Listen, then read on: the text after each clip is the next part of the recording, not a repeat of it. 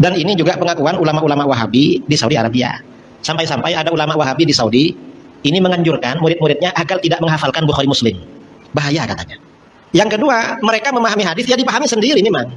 Tidak mengikuti pemahaman para ulama. Mesti hati-hati ya pada dosa-dosa yang terkait dengan fitnah, tuduhan, menyebarkan hoax dan sebagainya. Sebab begini, ketika urusannya ini dengan si fulan selesai, biasanya agak berat mengklarifikasi kepada banyak orang. Dan itu tidak mudah.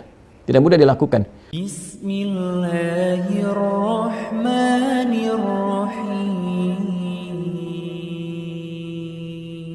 Assalamualaikum warahmatullahi wabarakatuh. Sahabat muslim yang dirahmati Allah subhanahu wa ta'ala. Berjumpa lagi dengan channel Hasika Wafa. Sebelumnya kami ucapkan banyak terima kasih dan kami doakan, semoga Allah subhanahu wa ta'ala senantiasa memberikan kesehatan dan menjauhkan kita dari segala musibah dan bencana.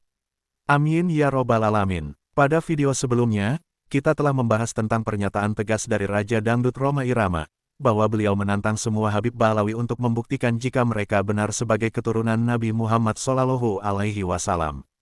Pada video kali ini, channel Hasika Wafa akan membahas pernyataan kontroversial dari tokoh Nahdlatul Ulama Ustadz Idrus Ramli yang mengatakan bahwa kelompok Salafi atau Wahabi dilarang belajar hadis Bukhari Muslim.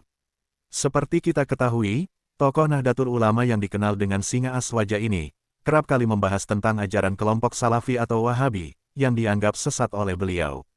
Pada video yang akan kita bahas kali ini, Ustadz Idrus Ramli mengatakan, Salafi Wahabi bukanlah kelompok yang ahli hadis. Bahkan beliau mengatakan ada anjuran dari ulama Wahabi di Arab Saudi, bahwa Salafi Wahabi dilarang mempelajari dan menghafal hadis Bukhari Muslim, karena hal tersebut dianggap berbahaya dan bertentangan dengan ajaran mereka. Lebih lanjut Ustadz Idrus Ramli mengatakan, kelompok Salafi Wahabi biasanya hanya mempelajari hadis yang sesuai dengan kepentingan dan ajaran mereka, tanpa membandingkan dengan pendapat hadis yang lain. Berikut kita simak pernyataan dari Ustadz Idrus Ramli tentang hal tersebut, diambil dari channel YouTube FSRM TV. Ya.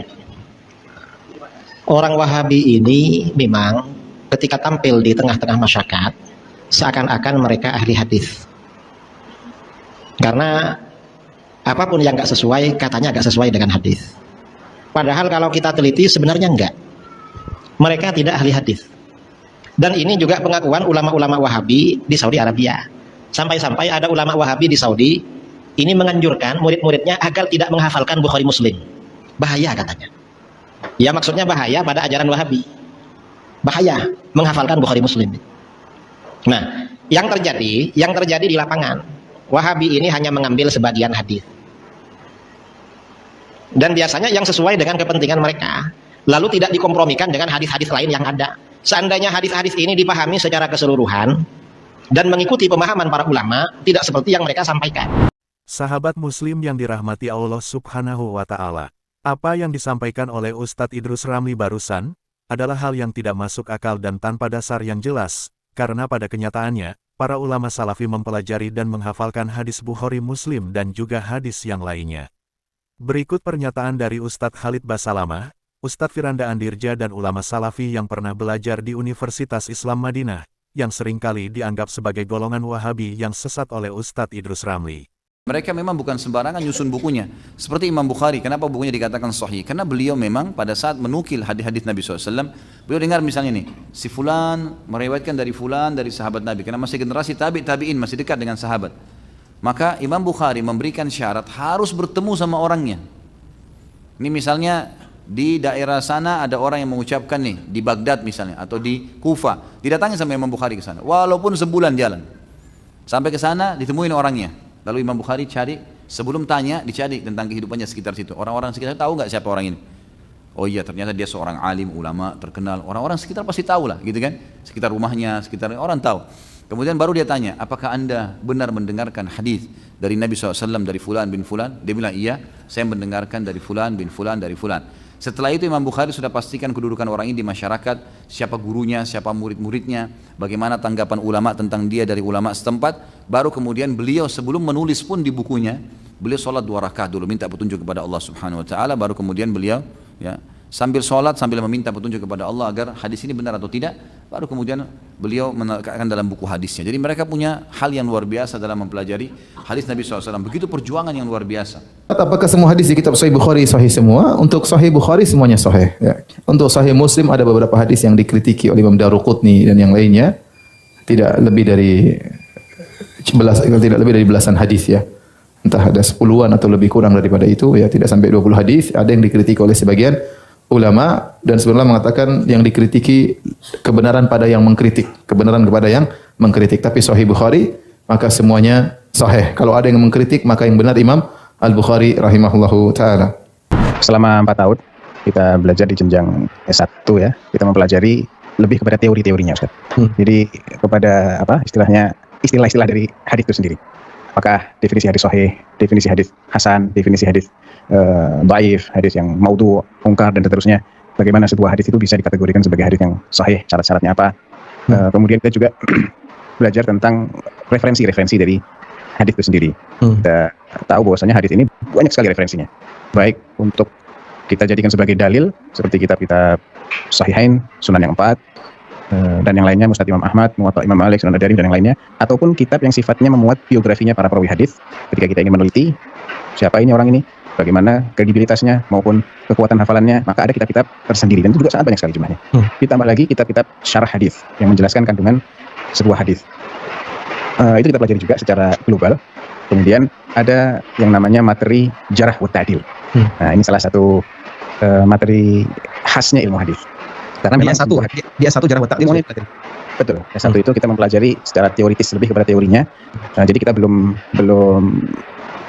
menerapkannya ketika kita mengkritisi sebuah hadis. Namun kita mengenal dulu nih istilah para ulama. Kalau dikatakan fulan itu thiqah, berarti bagaimana? Kalau dikatakan fulan itu soduk, berarti bagaimana? Kalau dia itu dhaif atau laisa bisyai, ya. Bukan apa-apa ini orang, jangan dianggap, atau misalnya macam-macam lah. Karena istilahnya juga sangat banyak istilahnya banyak. Ya. Dan terkadang ulama-ulama yang istilahnya kita adalah nuqadul hadis yang menyaring hadis Nabi, mengkritisi. Mengkritisi ini bukan dalam pengertian negatif ya, bukan yang sudah valid kemudian dikritik, bukan. Justru kritiknya ini dalam rangka menguji validitas, memastikan validitas ya. Iya, bukan misalnya ini sudah jelas-jelas sahih kok dikritik, bukan begitu. Jadi para ulama ini ada yang memang ketika mengkritisi seorang perawi itu memiliki istilah khusus. Yang kalau kita lihat sepintas arahnya itu tidak seperti yang kita pahami. Ini juga kita pelajari.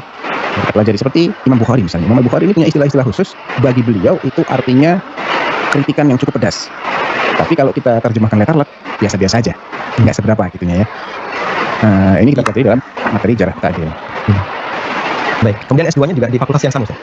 Betul. Kita S2 ini jurusan ulumul hadis, karena di fakultas hadis itu ada 2 jurusan, Ustaz. Ada fikih sunnah, ada ilmu hadis. Kalau fikih sunnah itu nanti lebih kepada penjelasan atau bagaimana kita mengambil kesimpulan hukum dari sebuah hadis, ya. Lebih ke ilmu riwayat. Iya betul, mentahqiq syarah-syarah hadis. Sedangkan ilmu hadisnya lebih kepada ilmu riwayahnya, memverifikasi sanad.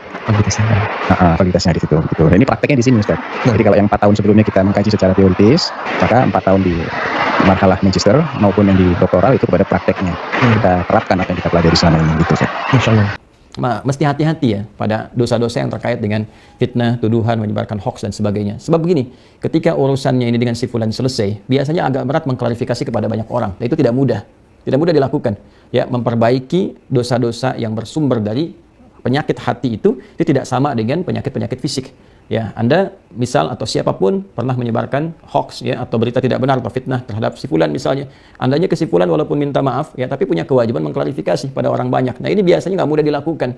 Nah, ini pertanggungjawabannya berat juga gitu ya. Karena itu hindari dosa-dosa semacam itu. Jauhkan dari perbuatan hoax, menebarkan fitnah dan sebagainya, karena ini berat konsekuensinya di hadapan Allah Subhanahu wa taala. Tapi kalau sudah ada dorongan bagi kita untuk bertobat, manfaatkan. Karena kata Sayyidina Ali bin Abi Thalib radhiyallahu taala anhu, setiap nafas kita sesungguhnya adalah jalan yang mengantarkan pada ajal kita. Langkah kepada ajal kita itu setiap tarikan nafas kita. Maka pertimbangkan ya semuanya itu, jangan sampai berbuat sesuatu yang tidak baik, menyebarkan keburukan-keburukan apapun jenisnya. Pertimbangkan semua keterangan Nabi tadi. Dan bila pernah terjadi, segera selesaikan, baik itu hubungan dengan manusia, apalagi juga kaitannya dengan Allah Subhanahu wa ta'ala. Semoga video ini bermanfaat bagi kita semua dan menambah tingkat keimanan kita kepada Allah Subhanahu wa ta'ala. Wassalamualaikum warahmatullahi wabarakatuh.